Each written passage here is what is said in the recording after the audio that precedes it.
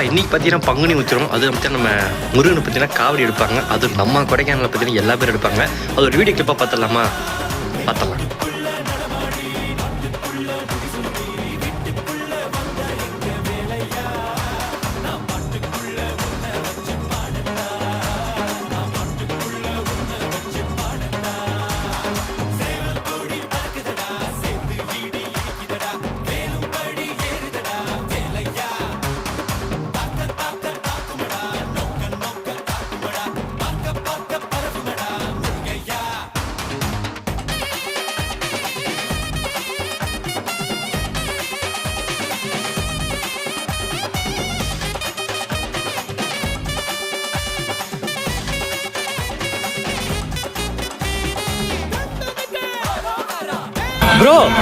Bro நான் bro வெயிலில் போயிட்டுருக்கேன். ஜூஸ் சாப்பிடு ப்ரோ.